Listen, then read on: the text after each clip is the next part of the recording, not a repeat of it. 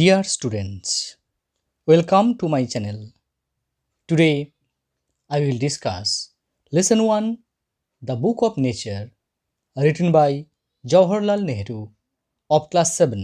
প্রিয় ছাত্ররা, আজ আমি তোমাদের ক্লাস 7-এর লেসন 1 জওহরলাল নেহরুর লেখা দ্য বুক অফ নেচার অর্থাৎ প্রকৃতি পরিচয় এর বাংলা মানে এবং শব্দার্থ নিয়ে আলোচনা করব।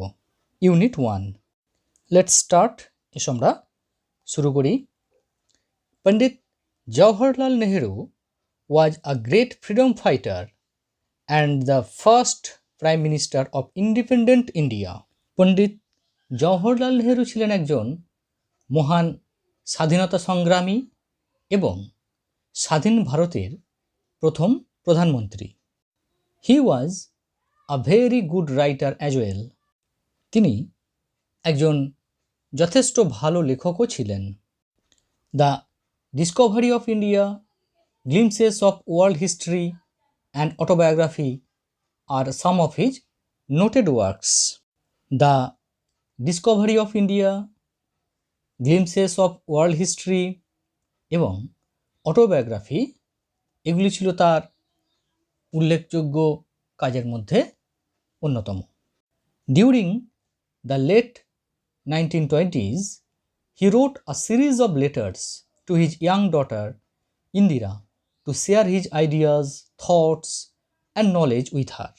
1920 খ্রিস্টাব্দের শেষের দিকে তিনি তার অল্পবয়স্কা কন্যা ইন্দিরাকে একগুচ্ছ ধারাবাহিক চিঠির মধ্য দিয়ে তার ভাবনা, চিন্তা এবং জ্ঞানের আদান প্রদান করেছিলেন।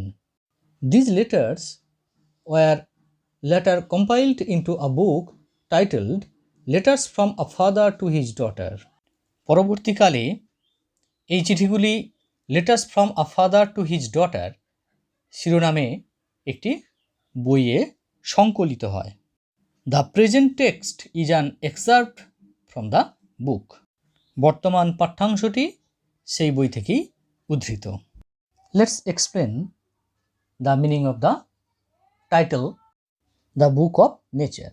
Book is a printed record of something, অর্থাৎ যেখানে কোনো কিছুর নথিপত্র ছাপানো অবস্থায় থাকে। নেচার অর্থাৎ প্রকৃতি।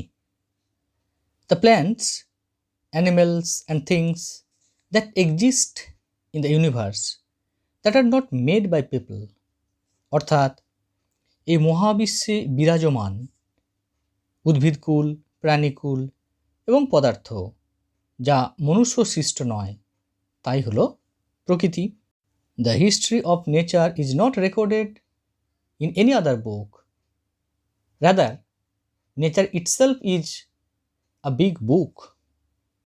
প্রকৃতির ইতিহাস কোনো বইয়ে লিপিবদ্ধ নেই, বরং প্রকৃতি নিজেই একটি বিশাল বড় পুস্তক। Unit 1. When you and I are together, you often ask me questions about many things, and I try to answer them. When যখন you and I তুমি আর আমি are together অর্থাৎ together মানে আমরা বলতে পারি at one place অর্থাৎ একসঙ্গে থাকি।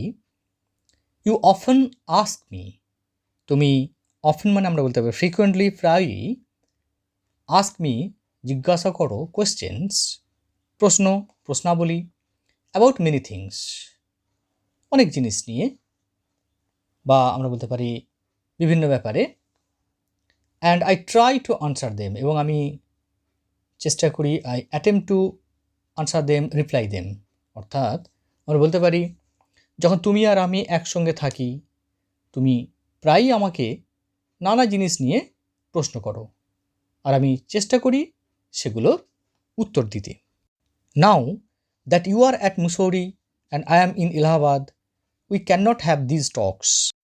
Now এখন that you are at Mussoorie, তুমি এখন মুসৌরিতে, and I am in Allahabad এবং আমি এলাহাবাদে, we cannot have these talks অর্থাৎ আমরা এই আলোচনাগুলো করতে পারছি না।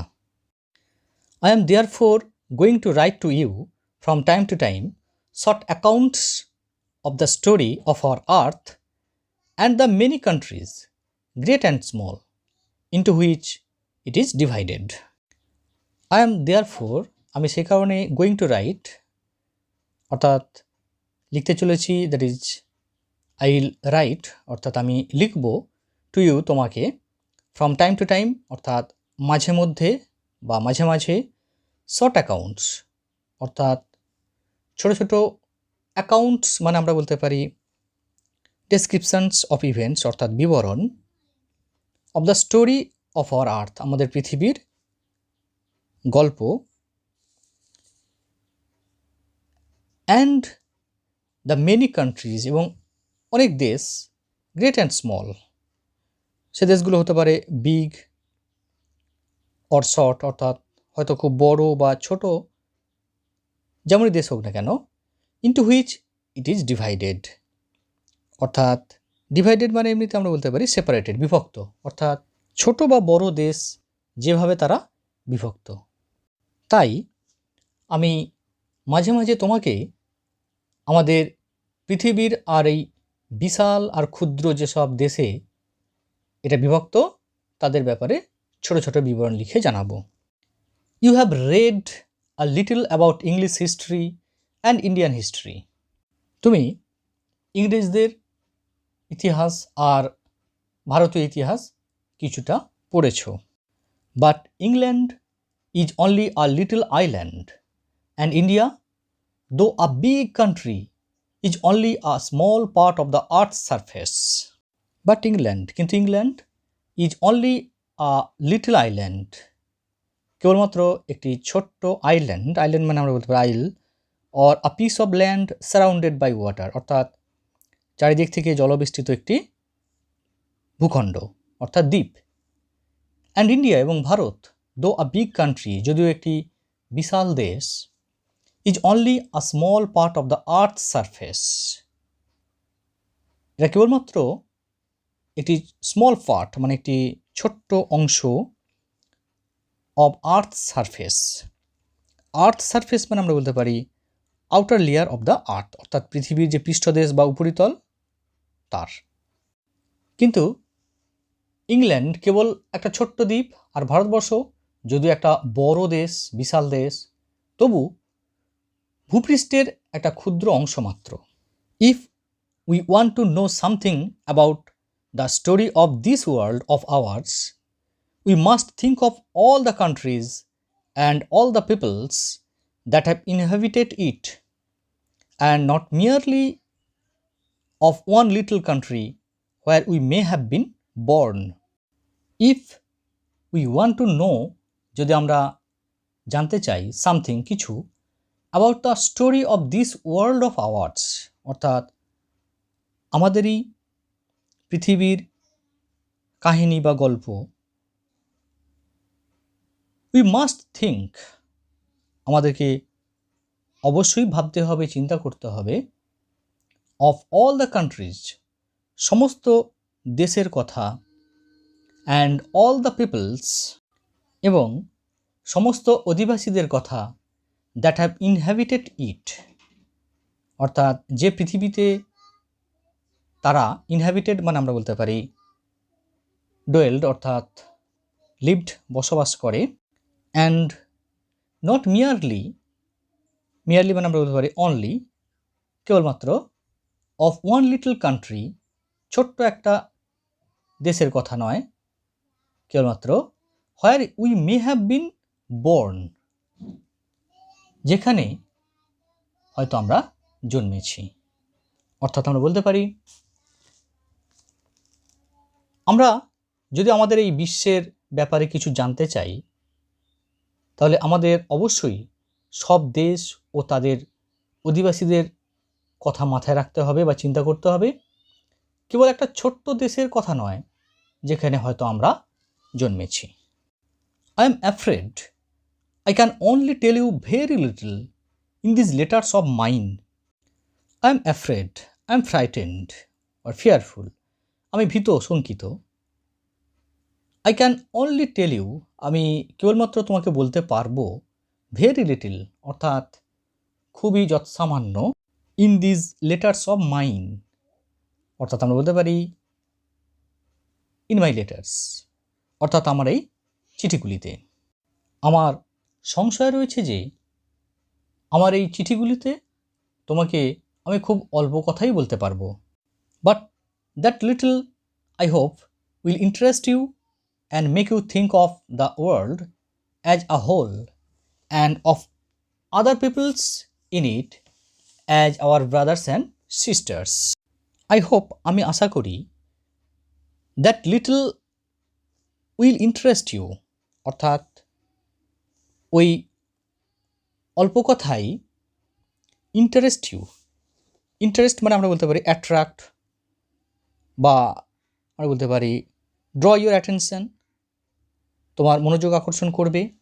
মেক ইউ থিঙ্ক, তোমাকে ভাবাবে, the world as a whole, অর্থাৎ পৃথিবীকে সামগ্রিকভাবে, ঠিক আছে, এবং তোমাকে সামগ্রিকভাবে বা সার্বিকভাবে জগৎ সম্পর্কে ভাবাবে, and of other peoples in it, এবং এই জগতের অন্যান্য লোকজনদের সম্পর্কে as our brothers and sisters, আমাদের ভাই এবং বোন হিসাবে, অর্থাৎ আমরা বলতে পারি।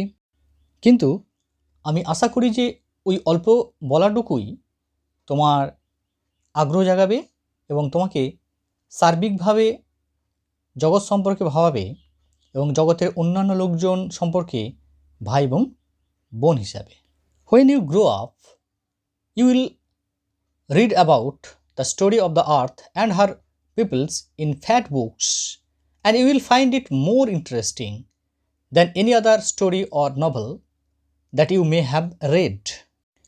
When you grow up, when you become an adult, যখন তুমি বড় হবে, you will read, তুমি তখন পড়বে, about the story of the earth and her people,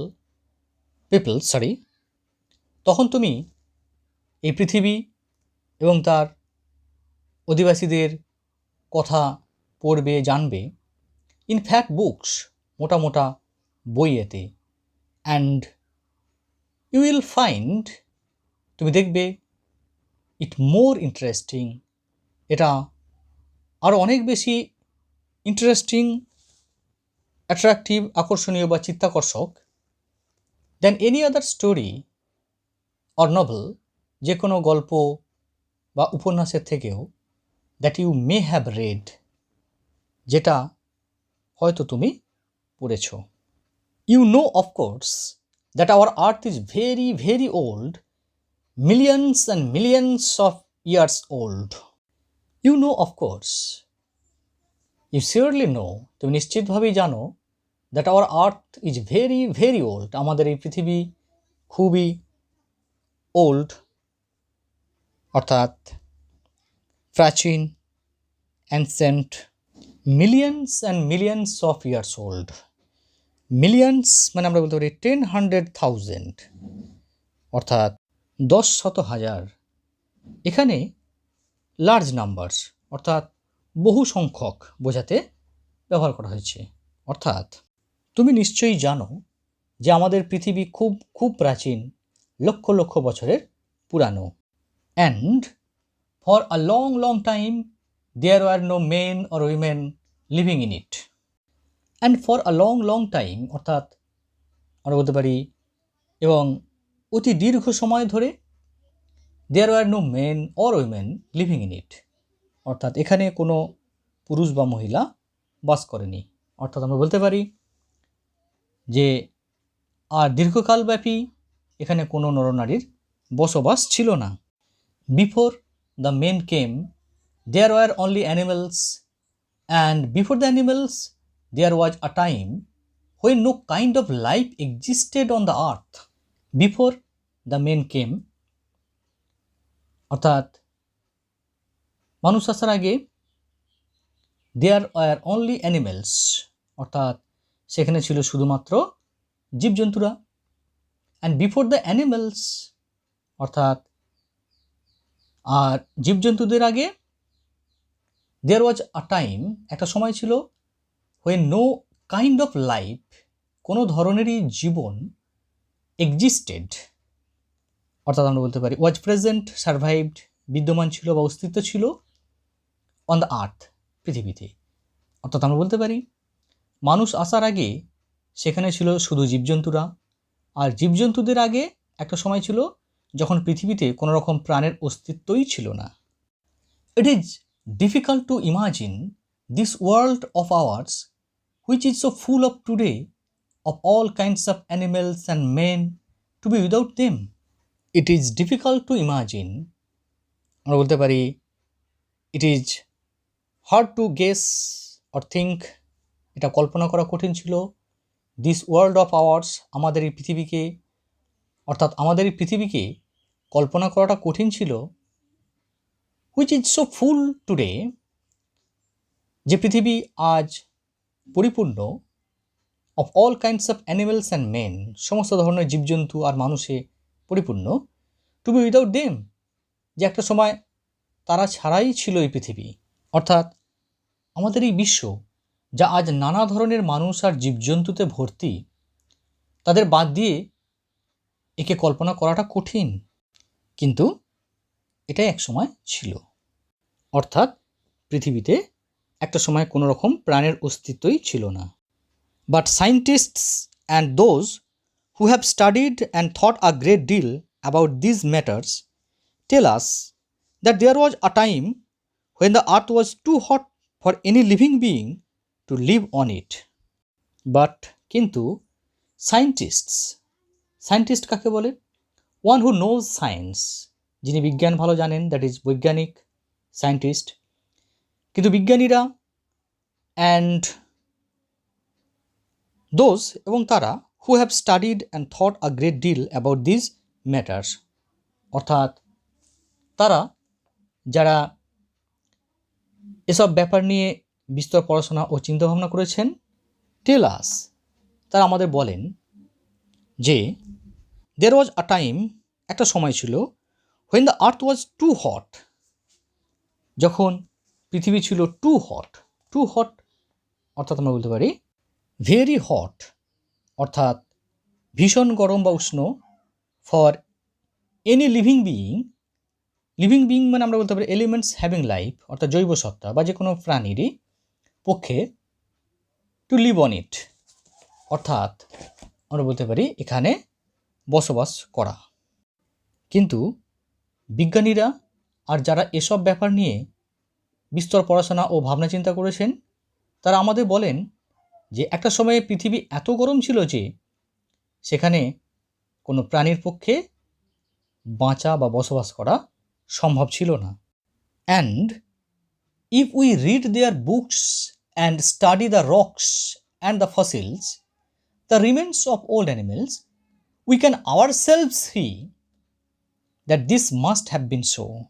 and if we read their books, এবং যদি আমরা তাদের বইগুলি পড়ি, and study the rocks and the fossils, এবং যদি আমরা স্টাডি অর্থাৎ অবজার্ভ, বিশ্লেষণ করে দেখা বা পর্যবেক্ষণ করা, এবং যদি আমরা পর্যবেক্ষণ করি, কি পর্যবেক্ষণ করব? দ্য রক, অর্থাৎ বিগ মাসেস অফ স্টোনস, অর্থাৎ বড় বড় প্রস্তরখণ্ডগুলিকে, অ্যান্ড ফসিলস মানে আমরা বলতে পারি relics of old living things in the rock, বা আমরা বলতে পারি পেট্রিফ্যাকশন, জীবাশ্ম, ঠিক আছে? অর্থাৎ যদি আমরা পাথর আর জীবাশ্ম, যেগুলো হচ্ছে প্রাচীন জীবজন্তুর দেহাবশেষ, সেগুলোকে আমরা যদি পর্যবেক্ষণ করি বা ভালো করে বিশ্লেষণ করি, উই ক্যান আওয়ারসেলভস সি, আমরা নিজেরাই দেখব যে this must have been so, একসময় নিশ্চয়ই এরকমই ছিল পৃথিবী। Students, that's the end of Unit 1. I'll be back very soon with Unit 2. Thanks for watching. Thank you once again.